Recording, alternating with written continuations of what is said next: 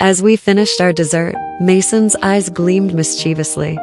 "You know, Louise," he began, leaning in with a secretive whisper, "you're so convincing and honestly, quite stunning. How about we take this game to the next level? I'm curious to see how the world reacts to you." His suggestion made my nerves flutter, but excitement surged through me. "You mean, continue the date, out there as Louise?" I asked, gesturing towards the cafe window. "Exactly," Mason nodded, his tone playful and challenging. "It's not every day I get to see my best friend in a whole new light. Let's take this adventure to the next level." I hesitated, considering the weight of his proposition. Then, taking a deep breath that lifted my chest, I smiled. "Okay, let's do it. I'm nervous, but let's see how far this goes." Mason's smile widened in response. "That's the spirit. Besides, you look amazing. The world deserves to see you, Louise."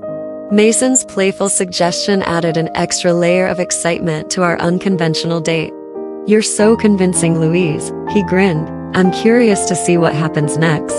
Leaving the cozy cafe and stepping into the afternoon light, my knee-length dress swayed with elegance, and my heels clicked confidently against the pavement. Mason's glances were filled with pride and intrigue, encouraging me as we explored the city. "So, Louise, what's it like being out here, truly out here?" Mason asked, genuinely curious. "It's like stepping into a new world," I replied, feeling the city's pulse match my own. "I'm nervous, but the kind looks and smiles I receive are exhilarating." "You're not just stepping into the world. You're showing it who you are," he responded warmly. "And those heels, they're perfect."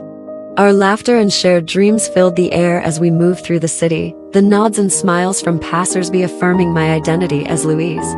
But as evening approached, a misstep caught me off guard. My heel snagged on the uneven pavement, and I stumbled, a sharp pain shooting through my ankle. Mason swiftly came to my side, his arms preventing my fall, concern evident as I leaned on him. "I think I twisted my ankle," I admitted, attempting to stand, but finding the pain too intense. Without hesitation, Mason offered his arm for support. "Lean on me," he said firmly. "We'll go at your pace." With my arm wrapped around his, I found solace in his steady presence as we continued our journey. The playful banter from earlier transformed into a quiet solidarity, a newfound understanding between us as we navigated each step together. Finally, at my doorstep, the weight of the day's experiences lingered between us. "Today was unforgettable, Louise," Mason said, his voice filled with reverence for what had transpired. "It truly was," I agreed. "And thank you, Mason, for being there through every step and stumble." He smiled, silently promising more adventures to come, his eyes reflecting anticipation. "Anytime," he replied. "Good night, Louise." "Good night, Mason," I said, watching him walk away, feeling a mix of contentment and anticipation for what our friendship might explore next.